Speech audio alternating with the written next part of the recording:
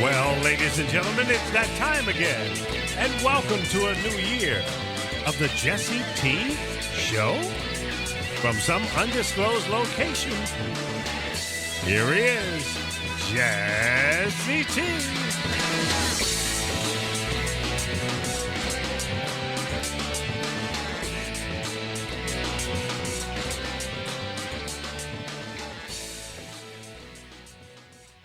Well. Good to be back with you. As you see, I haven't gotten my new glasses yet. I did go to the eye doctor to check my eyes, inside the retina, inside the eyeball. And he says, everything's looking pretty good. Your eyes are just where they're supposed to be at your age. And I said, well, hey, Doc.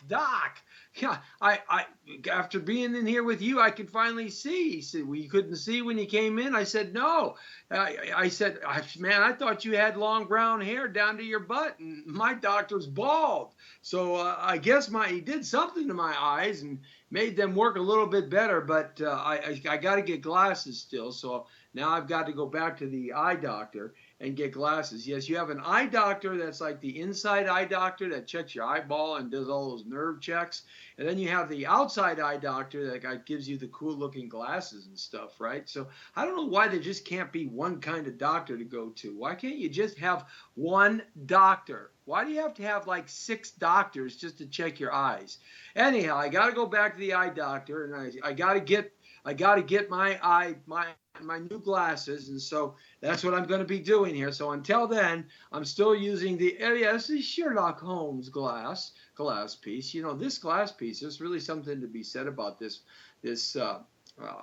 beautiful piece of history here. This is 150 years old. 150 years old. The glass here is 150 years old on that magnifying glass. I mean, see how big my eyeball? Do you think you can see my eyeball? See that? See how that works? Okay, yeah, right. That's like 150 years old. And how did that happen? The little break. For 150 years, nobody cracked this glass, but I got this glass, right? And within like a week, I broke it, and that was like 40 years ago, 30 years ago, 40 years ago. What a surprise. I broke it 40 years ago. Wow, this is great. So I hold this, man. It's like 150. Man, this is solid brass, right? Solid brass, right? And that's a brass fitting around there. I mean, this is really a nice museum piece. And so for 150 years, nobody broke. But they gave it to me as a gift. It was a Christmas gift from 40 years ago. It was given to me, and it's been handed down in my family. It was my mom's, and then it was my grandma and grandpa's, and it was my great-grandpa. Now, we're going back, to like the 1840s, 1850s, before the Civil War. That's how old this piece is, right? And, yeah, I have it for a week and a half, and that's what happens. And it wasn't my fault. It wasn't my fault. It was the dog's fault. The dog did it. And I got so mad at the dog, and it was the dog's fault. Shh, don't tell anybody. Shh. Yeah, I did it, but shh, don't tell anybody. But I haven't broke it for 40 years. So there it is. And I'm not going to get it replaced because you can't replace this. Then it wouldn't be an original piece. So, oh, God, darn it.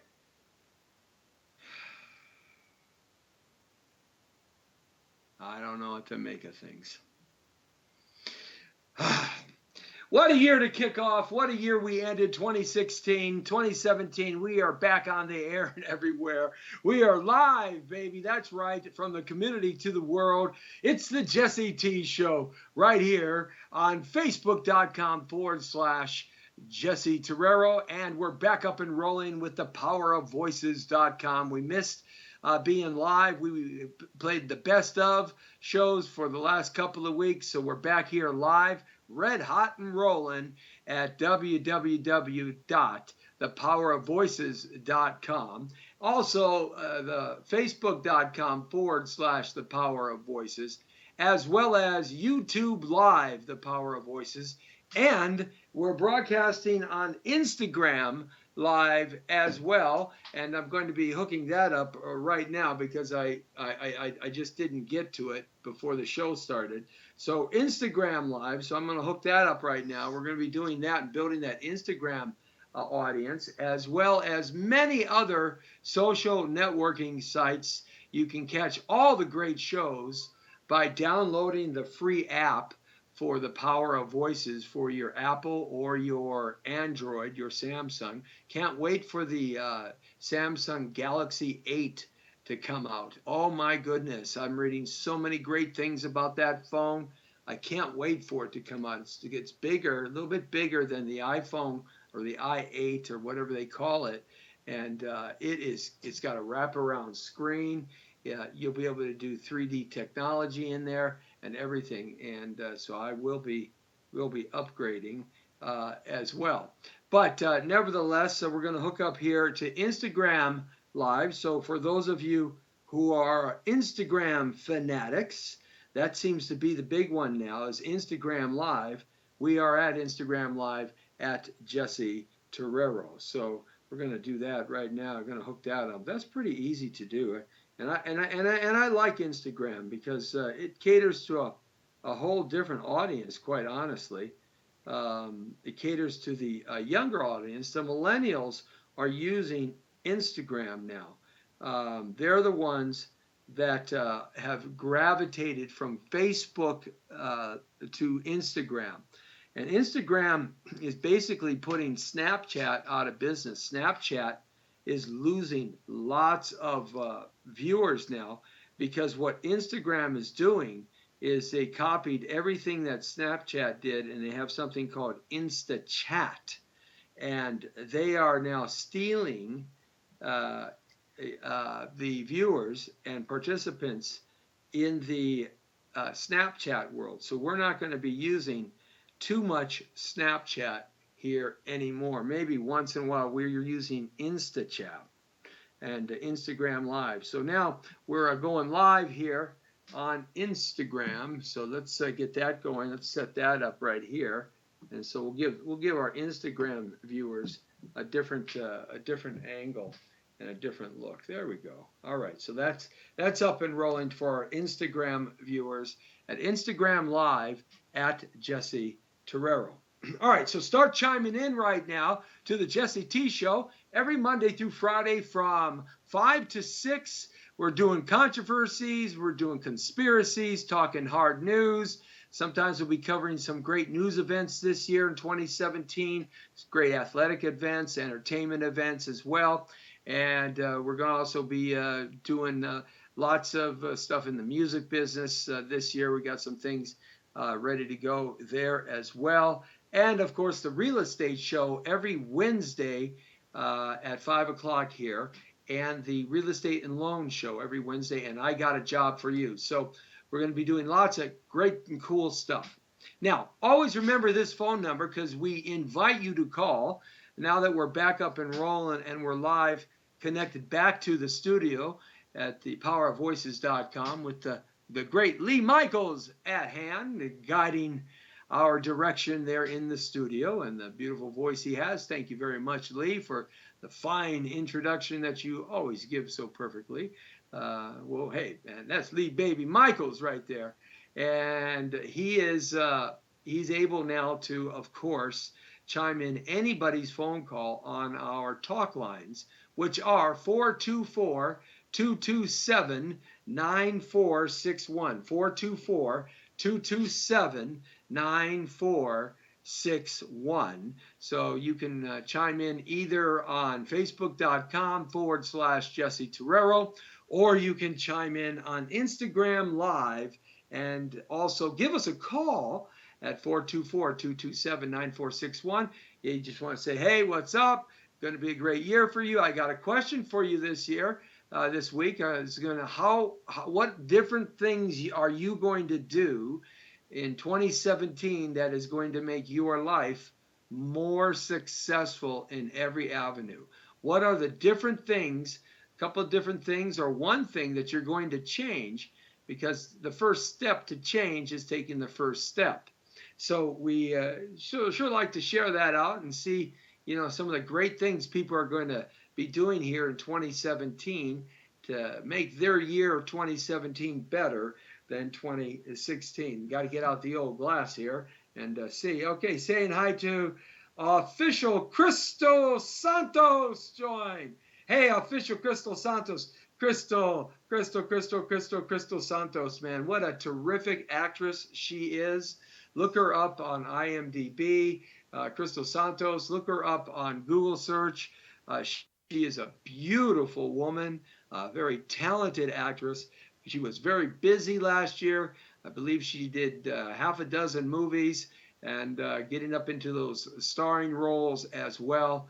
We know that she's going to be doing some terrific things this year. She has a nonprofit organization, I believe, as well, and we see her on Facebook all the time. Thanks a lot, Crystal, for chiming in with us, and of course, saying hi to Bob Gore. Yo, Bob Gore says, what's up? Hey, Jesse T.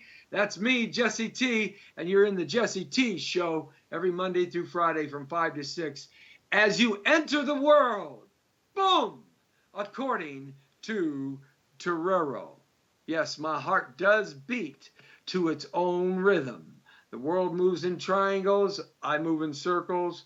The world moves back to circles, I move in triangles. Always going in the opposite direction that everybody else seems to be going. I don't know why. It's just the rebel in me. I got a little cause always going on. It's just the way I'm put together, and it's good to have you along. All right, so let's kind of look back real quick here and maybe look forward. Now, we close the books on 2016, and everybody's really concerned right now about Trumponomics. Yes, the great Trumpster. Now, everybody knows I voted for Donald Trump as president because primarily one of the main reasons is he's a businessman, and the Clintons I just didn't trust. That really is what came down to it for me. I know Trump is going to come out of the presidency after 4 or 8 years worth $100 billion. I know he's going to make money on every deal.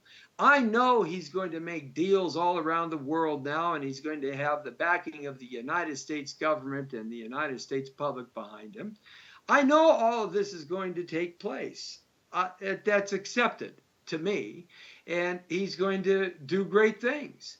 Along those lines, he's going to create some economic waves, and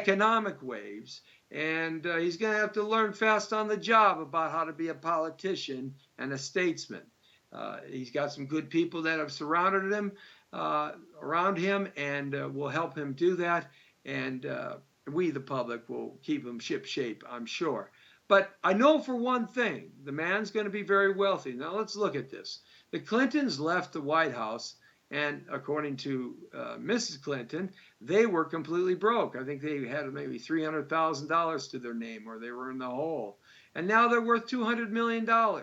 So Obama certainly was not a multi-gajillionaire when he went in. He was a first or second year senator out of Illinois. He was a rebel rouser, a guy, a community organizer. There's not much money in that. Even if he can garner up great people that will donate money to the cause. But he's worth a whole lot more now, I guarantee you. I bet you he's worth somewhere in the area of $10 to $20 million now. Maybe even more. I mean, you are sitting at the bully pulpit of network connections. Really? So, I mean, there it is. Zay Williams just joined us. Thanks a lot, Zay, young rap artist. Good to have you along. Appreciate you joining in here on the Jesse T Show. All right, it's me, Jesse T. The Brown Beauty is on duty, baby. So we know that Trumponomics is going to kick in. But here's the reality for all you people who are freaking out about Trump and his economics. The crumbs are going to be thrown on the side. There's going to be deals made that everybody's going to be able to make some money. And he's going to make a ton of money. But as long as you can make some money too, isn't that what's important for you?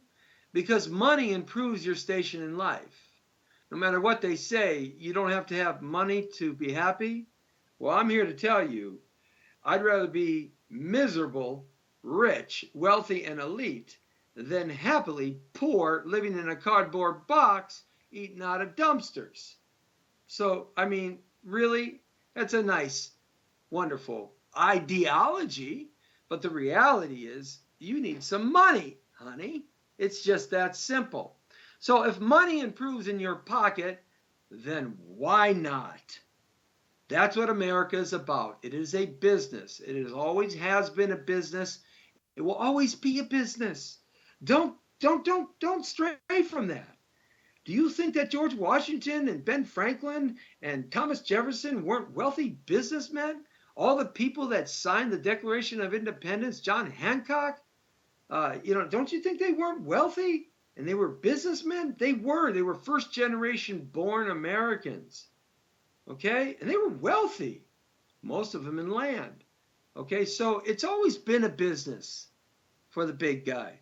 And hey, the little guy gets some of the crumbs. There is nothing new in that. Nothing. It's just new for you and I because we're here on the planet at this time. So 2017 is going to kick in, but here, I'm going to tell you, his stuff isn't all going to kick in immediately. It's going to take time for that stuff to get going. Whatever he does. And we close the books on 2017, and, it was a tough year. It was a tough year for a lot of people. Very few people made money. Those that did make money made money, but it was a tough year. Remember Brexit? That was supposed to be the Armageddon for the markets. I mean, remember the regular media? I mean, they went crazy on this. Brexit. Yeah, the mainstream liberal media went insane. It's going to be the end of the world. What did that drama last? About 2 weeks?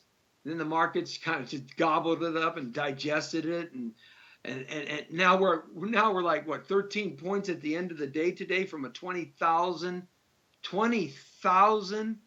points on the stock market. Are you kidding me? I mean, and then of course the Darth Vader himself, Donald Trump. Oh my goodness, oh my goodness, oh my goodness. And then on election night, the points were down 1,000 on the stock market and the Dow, and then what happened? They jumped up almost to 20,000 points between then and now. The market's completely eaten it up. The market's completely eaten up the increased interest rates that the Fed did. It's completely eaten it up. In fact, these are healthy things. So you see, here's the point. The point is it's going to take years to implement any of the Trump economics. All right? That's just how it is. Obama's stuff is going to kick over all through the 2017. That's what Bush did, and Clinton, and Reagan. Those things kicked over. See, Clinton thinks he's the great one that created the great economy. He didn't. It was Reaganomics that did it. And Reaganomics, there was an after effect to Reaganomics that was 3, 4, 5, 6 years down the road, because basically Bush 1 was an extension of Reaganomics. So when Clinton took over, all of a sudden things started kicking in the first 2, 3 years. That's just an extension of Reaganomics. Just like what's going to happen in 2017 for the most part, unless it's executive order after executive order after executive order, and that's probably not going to be run that way. Unless it's some cataclysmic change.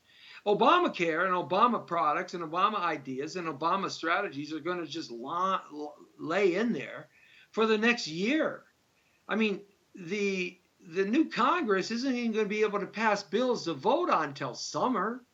It won't be till November or October or November of the end of 2017 before any of the stuff that we see kick in. But here's the effect of Trumponomics right now. Ford today canceled a $1.6 billion contract in Mexico. They're closing the plant down.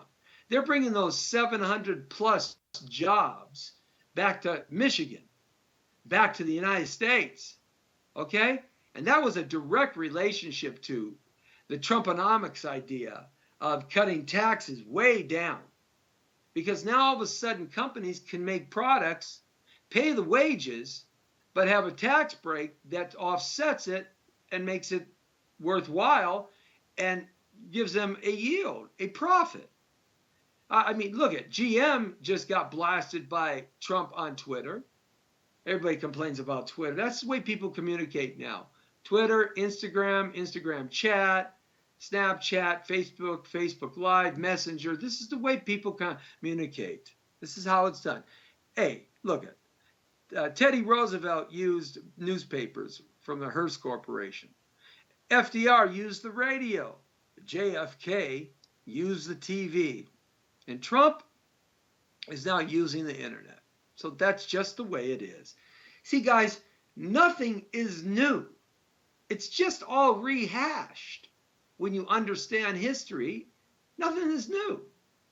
So if we're looking at a year and a half down the road before this stuff happens, I think all you people with Obama, you Obama worshipers, you ain't got nothing more to worry about.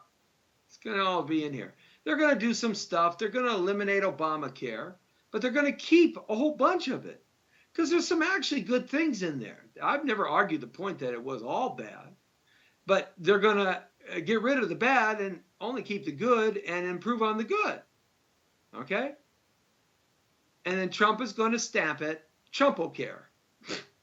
I don't know. That's what he's going to call it. Something. All right? That's what they're going to do. All right? They're going to improve the military. That's nothing but jobs. They're going to keep these people from leaving our country. Jobs, just like they did with Ford today. GM will catch up with it. Okay? So you see, things like this are happening. And that's what's going on. So don't worry. Don't worry. You know, look at, probably by the time we see the end of the first term, we may be talking, 25,000 on the Dow, maybe 30,000 on the Dow. All right. So there we go. The world is not ending, and don't worry about it. Nothing's going to change overnight. Your world will not change, except you might have a better opportunity to get a job. All right. So that's what that if you think about it, keep everything in perspective. Now I got to talk about this U.S. Army person, this U.S. Army lady, and this comes by way of Herman Cain, who I voted for.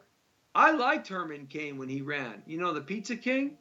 I liked his 5-5-5 plan. I loved it. Of course, he lost, and I ended up having to vote for Romney that time. But Herman Cain sent this out, and I saw this. Navy sailor refused to stand for the anthem gets exactly the punishment she deserves. Are you kidding me? A Navy sailor, a person that's in the Navy, sworn to uphold the flag, sworn to uphold this nation's security, she wouldn't stand up. Does she have any idea how many people died at Pearl Harbor? How many Navy men and women died at Midway? Does she have no idea the price that was paid for her up the rivers of Vietnam by the Coast Guard and the Navy? For her? And she refuses to stand for the national anthem? I mean, this lady, as far as I'm concerned, that's treason, and she should be shot. But that's the world according to Torero. I don't really allow for too much black and white. Gray zone. It's like either black or white, yes or no. So, this Navy intelligence specialist recently decided not to stand for the national anthem. I thought this stuff was all over with. I knew the protesting would only last a little bit. I knew that Black Lives Matters would only last a little bit. Because when it's not a story anymore, the liberal left-wing regular media, they leave. They go. They're gone. They're on to the next story. All right? Even though I think Black Lives Matter was no better than the KKK, I think they're a terrorist organization.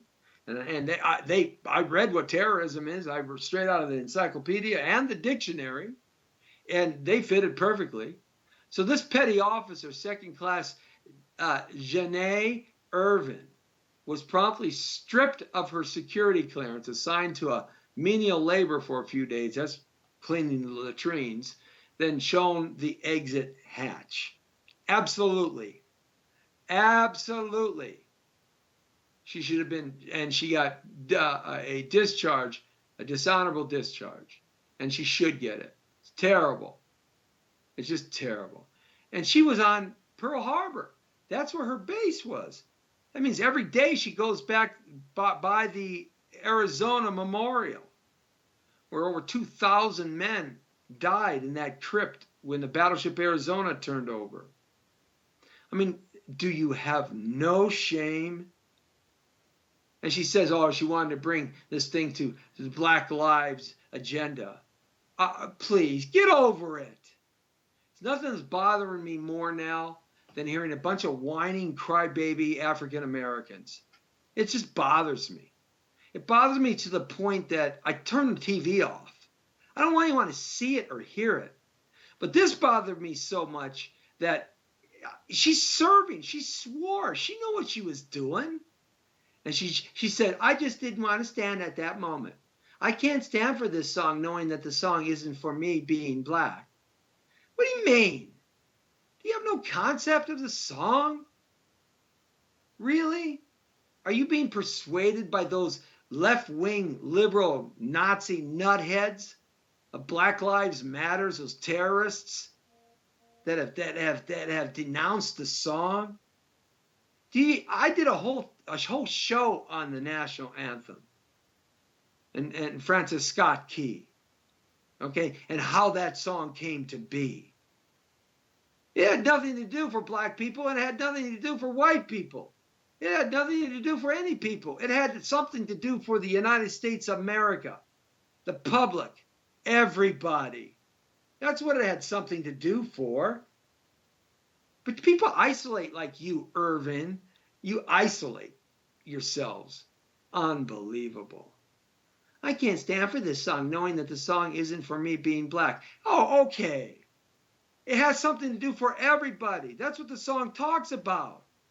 It talks about the island that's being bombarded by the British ships for 24 hours, bombarded by hundreds and hundreds of guns, and that flag is still standing as the bombs burst in the air. Do you know how that flag post was held up? You know how that flag post stood? Let me tell you, it stood because Americans who were at that fort, when that flag was starting to lean over, they propped their bodies holding that post up. And they shot and got killed and blown up. It was a stack of bodies that post leaned on to keep that flag going. That's how that flag stayed up. That's what happened. Have you no shame? Have you nothing that burns my bacon more? You don't even know how many people died holding that post up. And it didn't matter about color, because there were black people that died holding that post up too. Unbelievable stupidity. Why don't you do some homework? Why don't you do some research historically? Why don't you understand what happened at that island?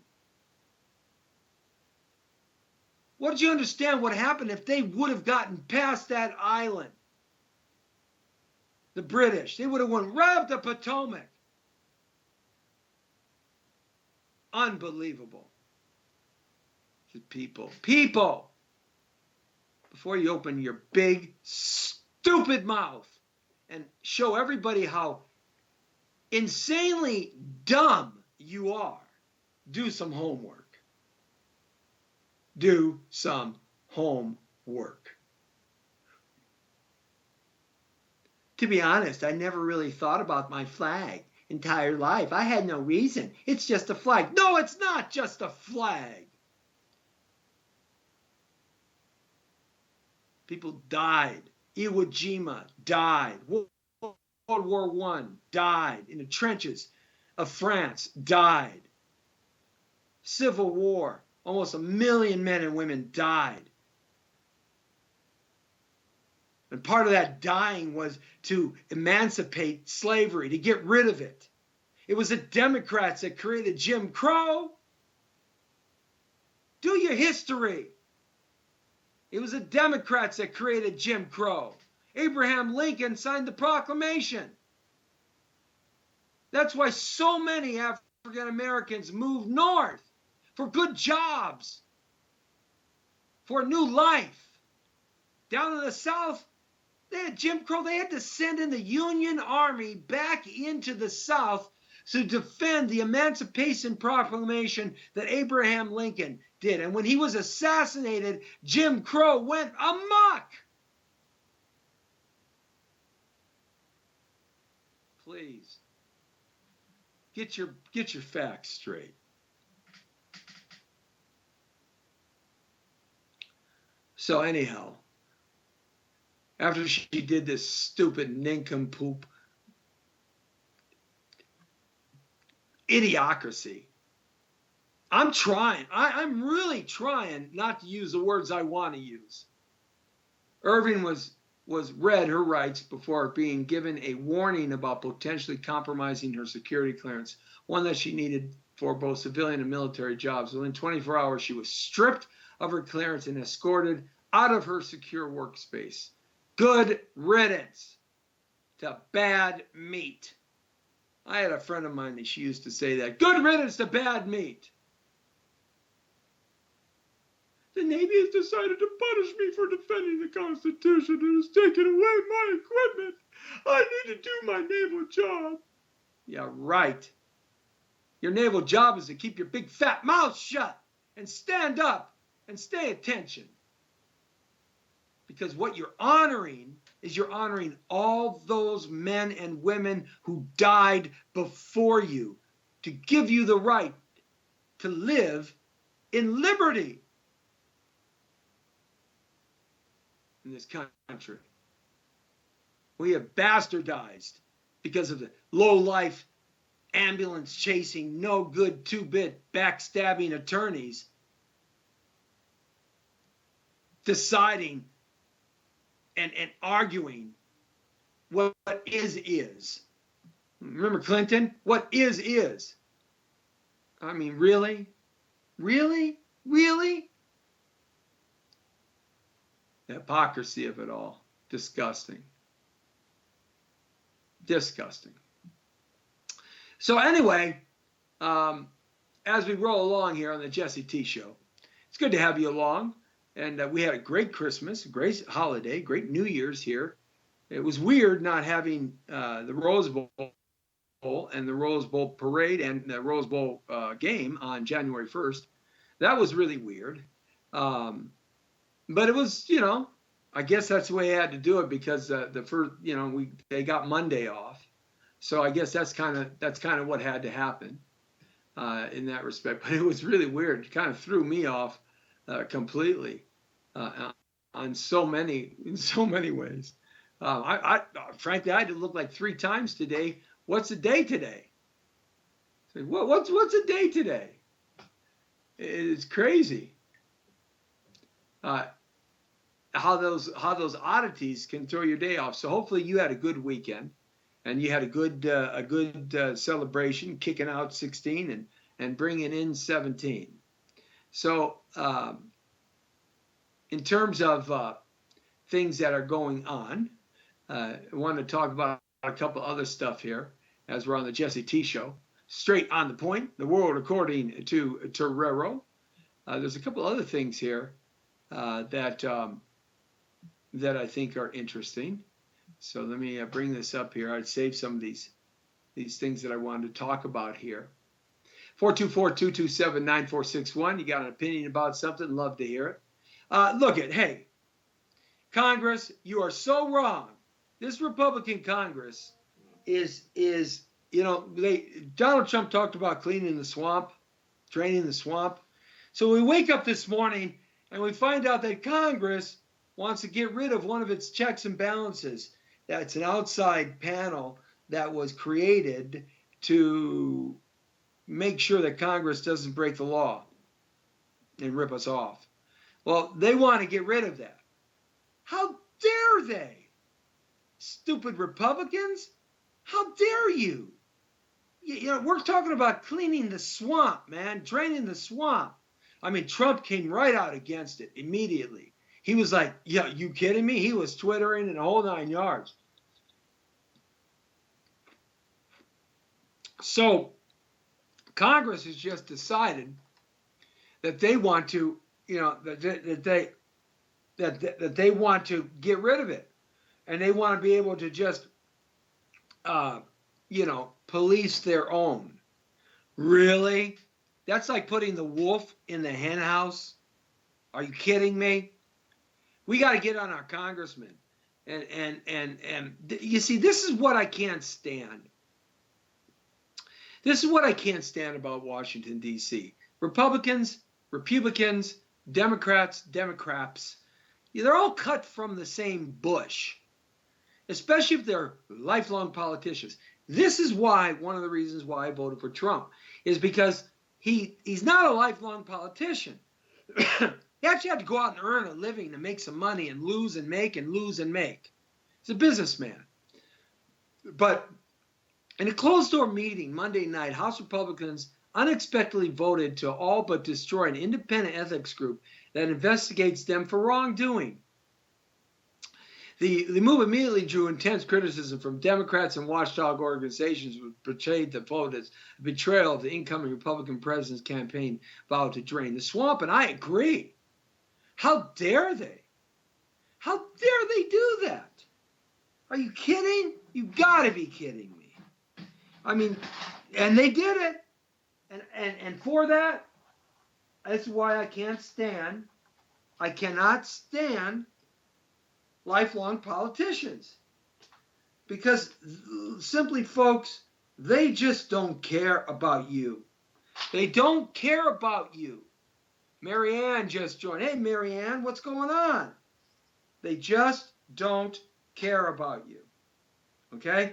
And if they did care about you, then they wouldn't do stupid things like that. But that is an absolute showing that they, the politicians that are lifelong politicians, they work in the dark shadows of Washington, inside the Beltway, behind the circle, where nobody can do things, at late at night, and everybody's at sleep, and they do this twisted kind of stuff. Okay? And it's terrible. And they basically, what they're doing there is they're basically slapping the incoming President-elect Donald Trump in the face. This is what they're doing by doing that. Can you imagine allowing Congress to police itself? It's an impossibility. Look, there's an old cliche that money, that absolute power corrupts absolutely, right? There's this old cliche. But the real cliche is absolute power corrupts it absolutely, but absolute wealth and control of monetary funds corrupts faster. I mean, that's the thing.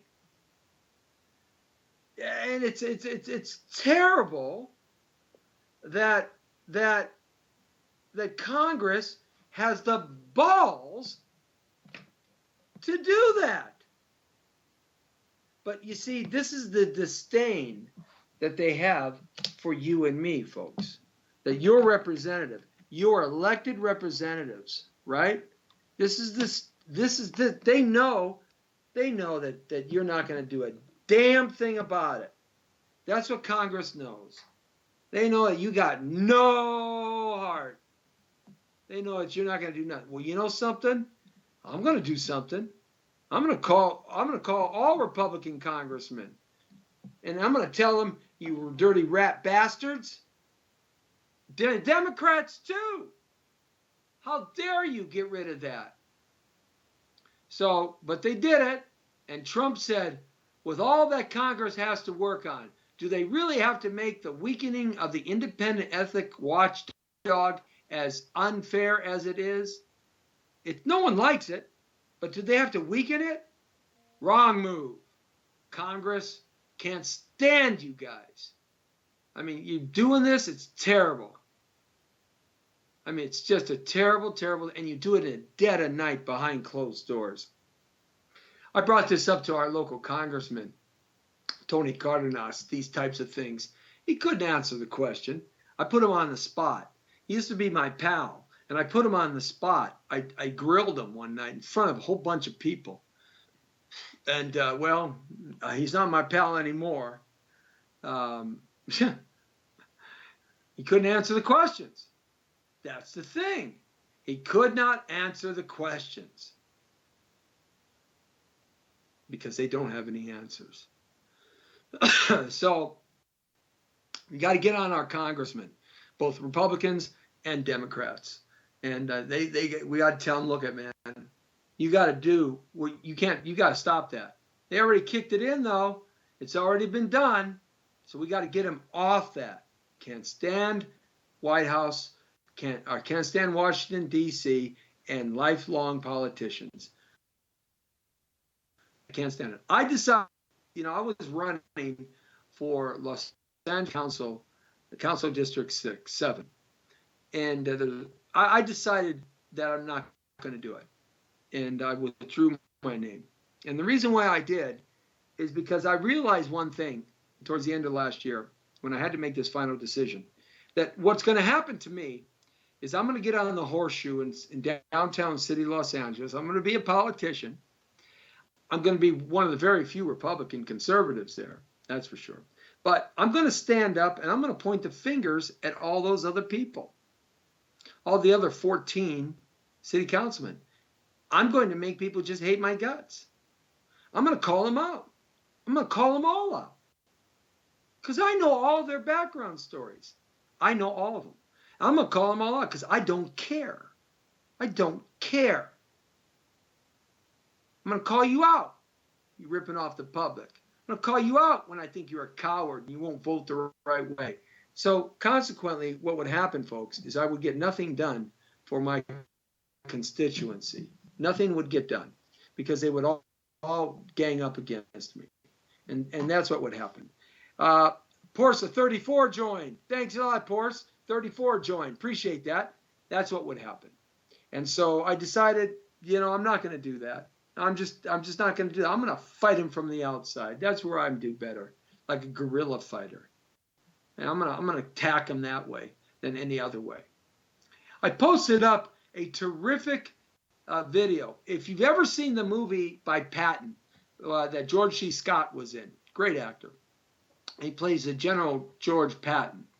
Now, Patton was our warrior general in World War II. If it wasn't for Patton, the Battle of the Bulge would have been lost. It wasn't for Patton covering all of Europe in a very short period of time with his tank brigade, we would have lost the Battle of the Bulge, and the Germans would have then been able to march and cut through our lines all the way to the English Channel. Okay? So that's how important. That was their last hurrah. The Battle of the Bulge was the Germans' last hurrah, and they lost. And mainly it was because of Patton. Great movie. Historically pretty right on, but not exactly. But if you then get into the history aspects of the real General Patton, the guy is even more unbelievable in the true history of him than the movie could dictate. But George C. Scott, fine actor, passed away now. He did a great job. So I posted up this video. In the beginning of the movie, there's a scene where he walks on stage, the giant American 48 stars flag behind him, because, Hawaii and Alaska were not part of the states yet. And he gives this monologue to rally his troops. Now, Patton never did that. That was written. Beautiful, beautiful. Recently, somebody redid it, the whole 7 to 8 minute scene, but added the current world events to the monologue and had a George C. Scott impersonator, do the voice. And it is, you got to play the original one from YouTube and then play this one on my facebook.com/Jesse Terrell page. And And you'll just see how history just goes on repeating itself. Nothing is new. And I invite you to check that out. Nothing really bothers me. The holidays, Merry Christmas, and of course it's the celebration of Santa Claus, St. Christopher, that is, who came out of the Nordic states, the Nordic countries, and became a saint, and he was a saint for children. Christopher was a saint for children, tried to do things for children all the time his whole life, so they made him a saint. St. Christopher, St. Nicholas, Santa Claus, okay? But it's also the celebration of the birth of the baby Jesus Christ. For those of you who are Christians and believe in that faith, and Catholics and whatnot, that was the birth of Jesus Christ. Okay? That's the day we celebrate it. I was watching Joel Osteen. Mr. Smiley Face, that's what I call him. Mr. Smiley Face. His face, have you ever been around somebody that really annoys you?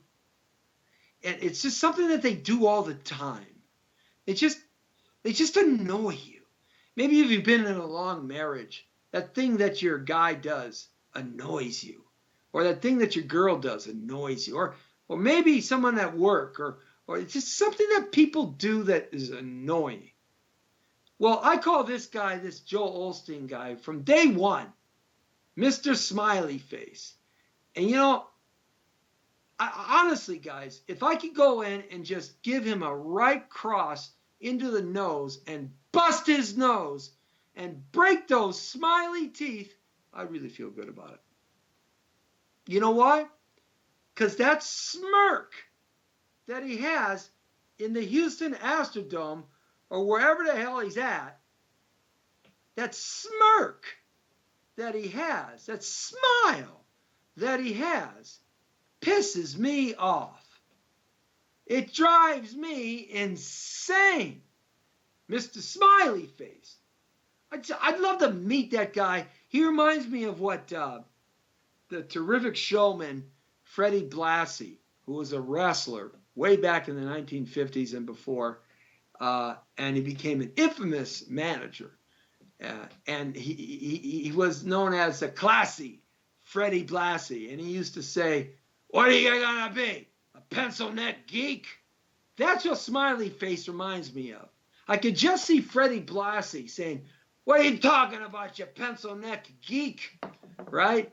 That was one of his famous many lines. And we used to go see him wrestle and manage at the Olympic Auditorium when they had wrestling on Channel 13, I believe it was, here in Los Angeles. But this guy, Joel Osteen, you talk about the hypocrisy of democracy, the hypocrisy of the Christian religion. Guys like this, unbelievable. This hipster huckster, this is what I call him. I'm gonna go after this guy this year. I'm gonna put every bad article about him up. This guy. Let me tell you about this guy. You know how much money he made last year? $40 million. I'm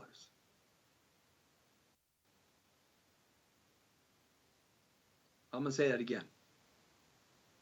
$40 million. Let me say that one more time. Mr. Smiley Face, pencil neck geek, standing up there with his Barbie doll wife,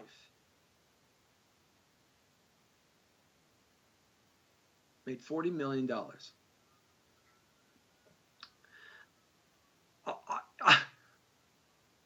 When you make $40 million, you're not a pastor. You're a friggin' business con man. That's what you are. This guy made so much money. It is unbelievable the amount of money that this guy made.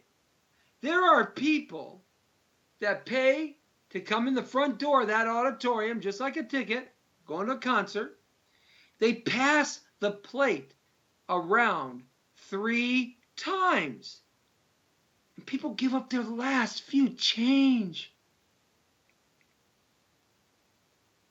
They can't even afford to put shoes on their kids' feet. And he gets up there and he talks about how beautiful and how wonderful and successful, motivational speaking. Man, he makes Tony Robbins look like a chump. This guy is scum. Scum! Joel Osteen, I know you're not listening. But anybody who is a Joel Osteen fan, if you are a sucker. He made $40 million. Did you make $40 million? Unbelievable. I call it as I see it. You enter the world according to Torero. I call it as I see it. And that's how I see it. Dan the Man the Package is in a movie. Dan the Man, no longer the package. No longer the project. He's just simply Dan the Movie Man. At Orange County, at the AMC Orange 20, AMC Block 30 theaters on 20 City Boulevard in Orange, Dan the Man's in a movie called The Bronx Bull. It's William Forsythe, Joe Montagna, Tom Sizemore, so many great people in this. Just a wonderful film. Dan the Man plays a trainer in the corner. It was directed by Martin Giggy, our pal Martin Giggy.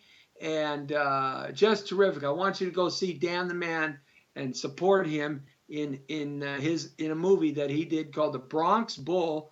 The official trailer is on my facebookpage.com/Jesse Torero. Remember now, you can always download that app, and so you can check out all our shows archived at www.thepowerofvoices.com. And also remember, we broadcast live every day on the air and everywhere from the community to the world. It's the Jesse T Show, and we are on thepowerofvoices.com, aventertainmentlive.com, facebook.com/Jesse Torero, Instagram Live. What's happening on Instagram Live, guys? Yo, what's up? What's up? Also, facebook.com/Power Voices, and our YouTube Live Power Voices site. Plus, there's a whole bunch of other great shows. Got to say hi to TLC, Tracy Lynn. She's got a brand new show that we're negotiating right now to be on powervoices.com. And what a fitness guru she is. If you recall, we had her on the show. We interviewed her. She was such a smash hit. Everybody likes her so much, and she wants to participate and get a show on the air and everywhere. And so we're going to see if we can hook that up for her. So look for her.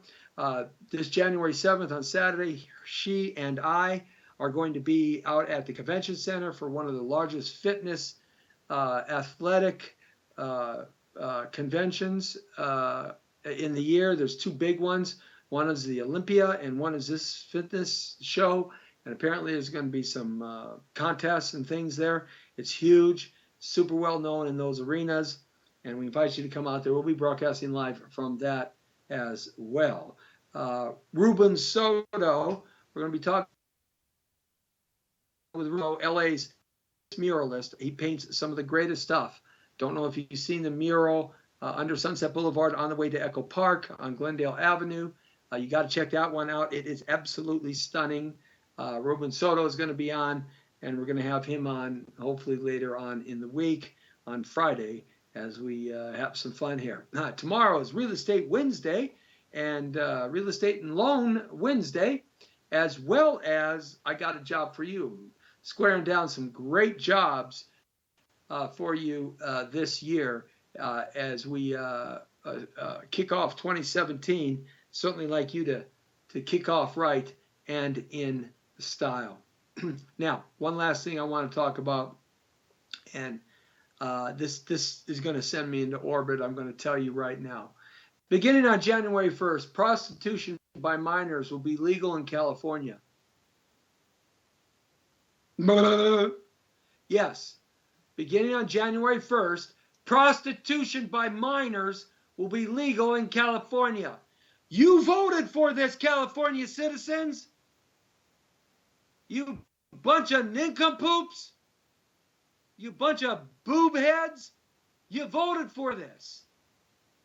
Governor Jerry Brown, the idiot governor who's hooked on, I don't know, he's hooked on something. Horrible. SB 1322 bars law enforcement from arresting sex workers who are under the age of 18 for soliciting or engaging in prostitution or loitering with the intent to do so. So teenage girls and boys in California will soon be free to have sex in exchange for money without fear of arrest or prosecution. And the Assembly of the State of California and the Senate have passed it. And Jerry Brown signed it. You did it. If you're a minor, go have sex and make some money. Jesus, man, I think I'm going to hire a whole bus full of minors and make money. This terribly destructive legislation was written, passed by progressive, left-wing, liberal jarheads, Democrats, who control California state government with a 2/3 supermajority. To their credit, they are sincere in their belief that decriminalizing underage prostitution is good public policy that will help victims of sex trafficking.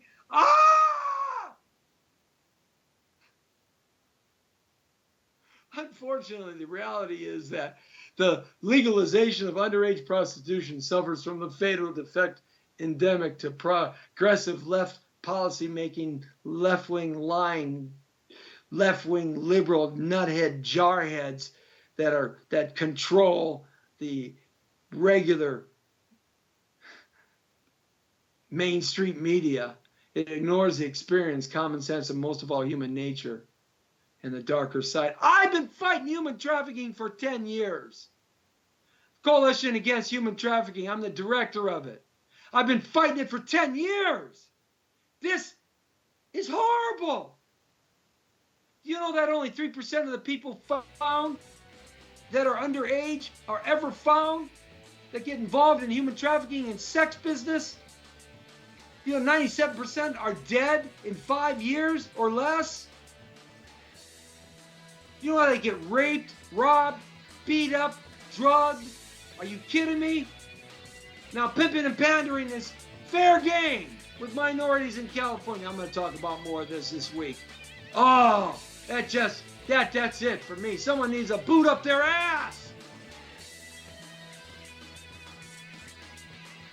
The world according to Torero. They're straight on the point. You know where I stand on stuff.